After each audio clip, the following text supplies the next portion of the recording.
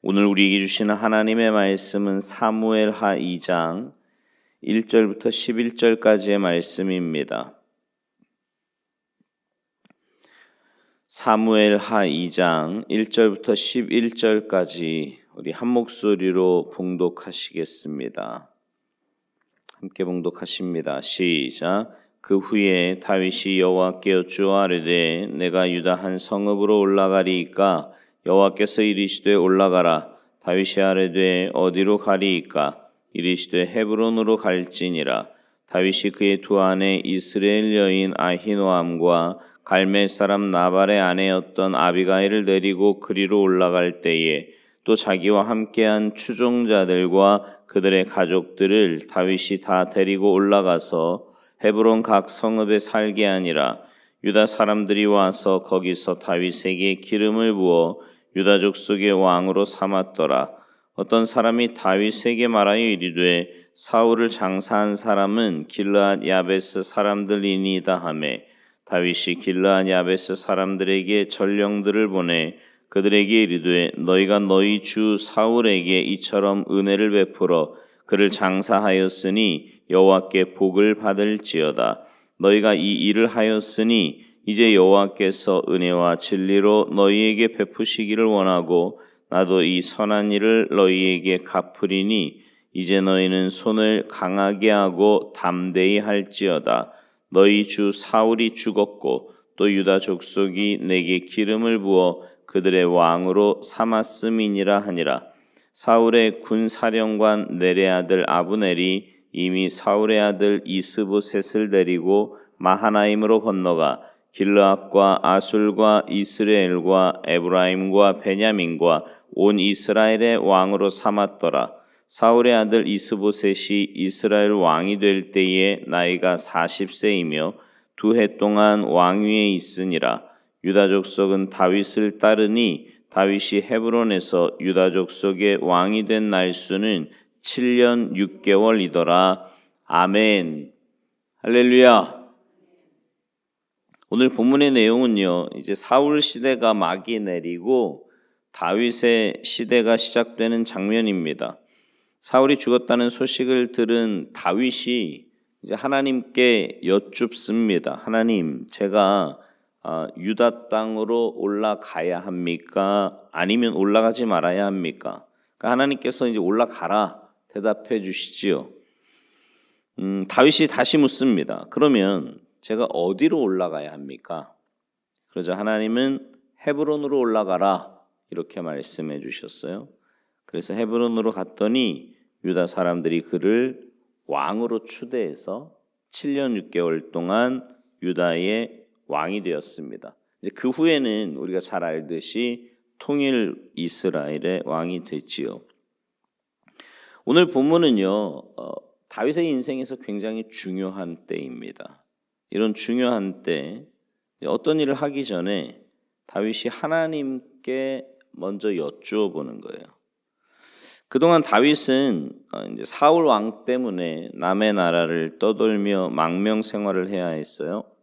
하나님을 사랑한 다윗은 하나님의 성막이 있는 예루살렘을 향한 그리움이 늘 가득했던 사람입니다. 시편 84편에 보면 그는 여호와의 성막을 사모하여 쇠약해졌다 이렇게 고백합니다.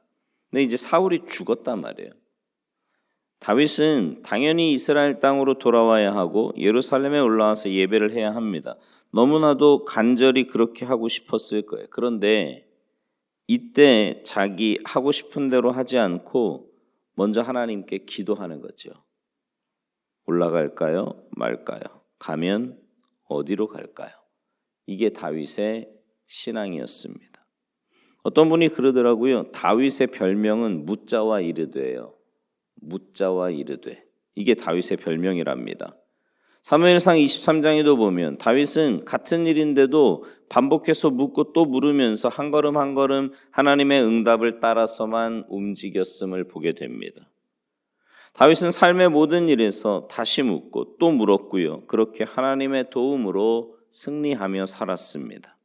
다윗은 사소한 것도 자기 마음대로 하지 않고 하나하나 하나님께 물어보고 움직였어요. 하나님께서는 그런 다윗을 기뻐하셨고요. 인도해 주셨습니다. 기도는요. 여러분 이렇게 매일 새벽마다 나와서 기도하시는데 기도는 내가 필요한 것을 하나님께 아뢰는 것 기도입니다. 그러나 더 성숙한 기도는 하나님께 묻는 거예요. 하나님의 뜻을 묻는 거라고요. 그래서 기도는 사실 말하는 기도보다 듣는 기도가 더 중요합니다. 근데 사울은 반대였어요. 사울이 이스라엘 왕으로 다스렸던 기간은 다윗하고 똑같습니다. 40년이거든요. 근데 사울은 실패한 왕이었고 다윗은 성공한 왕이었단 말이에요. 그 차이는 어디에 있냐면 하나님께 묻고 묻지 않고의 차이입니다. 성경에는요, 사울이 하나님께 물었다는 말이 없습니다. 오히려 역대상 10장 14절에 보면 묻지 않았음을 기록하고 있어요. 묻지 않았다는 거예요. 사울은 하나님께 묻지 않았습니다. 무슨 말이에요? 자기 생각대로 산 겁니다. 자기 생각대로. 그런 그에게 사탄은 피해의식을 확대시켜 줍니다. 충신이며 나라를 구한 다윗, 자기 사위가 된 다윗이 자기를 죽이려고 한다는 생각에 사로잡히지요. 평생 동안 그 생각에 사로잡혀서 정신병자처럼 살다가 비참하게 죽습니다.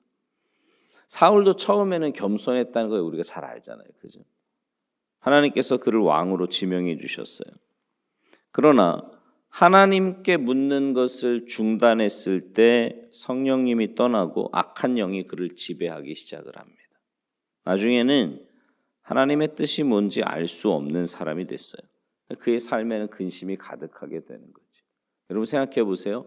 하나님을 믿고 주님의 뜻대로 살겠다고 하는 사람들이 하나님의 뜻을 몰라요. 어떤 방법으로도 알 수 없습니다. 얼마나 답답했을까요? 우리가 하나님의 자녀라고 해도 기도하지 않는 자녀는 사탄의 종이 되기 쉽습니다. 이거 기억하고 늘 깨어 있어야 돼요. 반면에 다윗은 늘 하나님께 기도하는 사람이었습니다. 이 일을 굉장히 소중하게 생각했어요. 항상 그래서 그는 성령 충만한 삶을 살았습니다. 성령님의 도우심을 받아서 겸손하게 살았고 왕으로서 사명을 잘 감당했어요. 중요한 건 뭐냐면 나이가 들어도 달라지지 않았다는 거예요. 이게 중요해요. 그러니까 다윗은 왕이 되기 전이나 왕이 된 후나 젊었을 때나 나이가 들었을 때나 변함이 없어요. 하나님을 향한 그 사랑의 마음, 또 하나님의 은혜를 구하는 마음, 또 하나님의 도우심을 구하는 마음, 그래서 하나님께 여쭤보는 것, 이게 변함이 없어요. 늘 동일합니다. 얼마나 하나님 보시기에도 얼마나 이뻤을까요? 그죠? 근데 왕 되기 전에는 뭔가 좀 겸손한 것 같고 이러더니 왕 딱 되고 나니까 여러분 하나님 보시기에 얼마나 웃겼을까요? 사울이. 그죠? 아니 저게 뭐라고 저거 갖고는 저렇게 꼴 같지 않게 그냥 이루고 얼마나 웃기게 보셨을까요? 하나님 보실 때. 네. 여러분 하나님의 은혜를 유지하는 비결은 뭐냐면 끊임없이 하나님의 은혜를 구하며 기도하는 겁니다. 어떤 상황에서도요. 어떤 상황에서도. 기도하기를 멈추잖아요. 은혜도 멈추는 거예요. 기억하십시오. 기도하기를 멈추면 은혜는 멈춰. 근데 오해하지 마세요. 하나님이 기도하면 딱 주고 기도 안 하면 안 주고 이런 하나님 아니고 늘 와 있다니까 은혜는. 근데 내가 기도하면 그 은혜를 찾아서 내가 받아 누리는 거고요. 기도 안 하면 온지도 모르고 내 생각대로 사는 거예요. 그러니까 기도하기를 멈추면 작은 어려움에도 넘어질 수밖에 없고 시험에 빠질 수밖에 없지요. 하나님이 원하시는 삶을 살 수 없단 말입니다.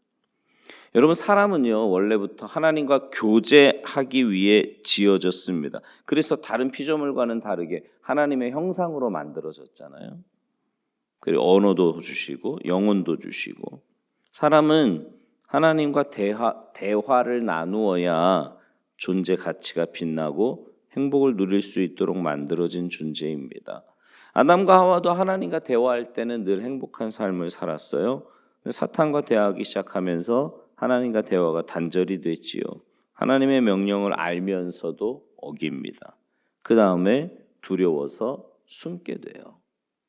죄는 하나님과 인간 사이를 단절하게 만드는 겁니다. 하나님께서 다시 아브라함을 찾아와 대화하셨고요. 메시아를 통해 온 세상을 구원하시마 약속하십니다. 여러분, 하나님은요, 대화하기를 원하시는 분이에요. 그래서 어떤 문제가 있든지 항상 하나님께 묻는 다윗을 기뻐하시고 그와 함께 해 주셨습니다. 하나님은 기도하는 사람, 하나님과 대화하는 사람을 기뻐하시고 도와주십니다. 다윗이 하는 일은 하나님의 뜻이 되었어요. 하는 모든 일이 형통할 수 있었습니다. 하나님께서 함께 하시니까 세상 누구도 당할 자가 없었지요. 여러분, 인생의 불행은 하나님께 묻지 않는 것에서부터 시작이 됩니다. 그냥 게을러서 기도하지 않는 문제가 아니에요. 하나님을 향한 불신앙이 문제입니다. 그러니까 기도 안 한다는 건 안 믿는다는 거잖아요. 하나님은 불신앙이죠. 하나님보다 내가 더 낫다고 생각하는 교만. 그러니까 기도 안 하는 이유가 뭐예요? 내가 생각하기에 또 내가 경험해 보니까 내가 알고 있는 지식으로 이렇게 하는 게 낫다 생각하니까 기도 안 하는 거거든요. 여러분, 하나님을 분명히 믿으시잖아요. 그죠? 네. 하나님께서 내 인생에 간섭하시고 도와주기를 원하시잖아요. 아멘입니까? 네. 그러면 기도하십시오. 다윗과 같은 마음으로 하나님께 물으면 하나님께서 기뻐하시고 도와주셔서 형통하게 될 겁니다. 하나님께서는 우리를 지으실 때 우리에게 하나님과 통할 수 있는 장치를 주셨어요. 영혼을 사모하며 하나님을 찾는 마음을 허락해 주셨습니다. 너희가 전심으로 기도하면 내가 응답하겠다고 약속해 놓으셨습니다. 오늘도 나와 대화하자고 우리를 부르십니다. 내가 너의 모든 죄를 용서해 놓았으니 이제 나에게 가까이 와서 서로 이야기하자고 초청하세요. 여러분, 하나님과의 기도가 회복되어야 할 줄로 믿습니다. 그러면 내 인생도 회복이 되는 거예요. 기도하는 사람 점점 더 강성하게 되지만 기도하지 않는 사람 나약해질 수밖에 없습니다. 기도는 단순히 어떤 행동이 아니라 하나님을 향한 믿음이기 때문에 그렇습니다. 믿음. 사랑하는 성도 여러분, 날마다 하나님 앞에 나와 하나님의 뜻을 묻는 여러분들이 되시기 바랍니다. 그래서 여러분의 인생이 하나님과 함께함으로 날마다 강성해 가는, 이제 나중에 보겠지만 다윗이 하나님과 함께함으로 날마다 강해져 갔다 이렇게 말씀하거든요. 여러분, 이렇게 매일 새벽마다 주님 앞에 나와 기도하실 때 주님께 이렇게 가까이 감으로 하나님 함께 하심의 복을 누리시고 날마다 강성해지는 은혜가 있게 되기를 주님의 이름으로 축원합니다. 기도하시겠습니다. 하나님, 감사합니다. 우리가 신앙생활하며 가장 중요한 것 중에 하나가 바로 주님 앞에 나와 이렇게 기도하는 것인데, 하나님, 기도라고 하는 것이 그저 내가 원하는 것 하나님 앞에 다 쏟아놓고 끝내는 것이 기도가 아니라 하나님의 뜻을 여쭙고 하나님의 마음을 구하며 그 하나님의 뜻을 구하는 것이 기도임을 다시 한번 깨닫게 하시니 감사를 드립니다. 주님 앞에 우리의 마음을 쏟아놓고 우리의 삶을 쏟아놓을 뿐만 아니라 우리의 귀를 기울여 하나님의 음성을 또 하나님의 뜻을 사모하는 우리가 되게 하시고, 하나님께서 우리에게 주님의 귀한 뜻을 가르쳐 주실 때에 우리의 마음에 깊이 새기게 하시고 그 말씀 붙잡고 믿음으로 순종하게 하셔서 날마다 변화되어 가며 주님 닮아가는 참된 그리스도인들의 삶이 모두 되도록 주님 도와주시옵소서. 오늘 한날의 삶이 주님과 동행하는 복된 삶이 되기를 간절히 바라옵고 나오며 예수님의 이름으로 축복하며 기도하옵나이다. 아멘.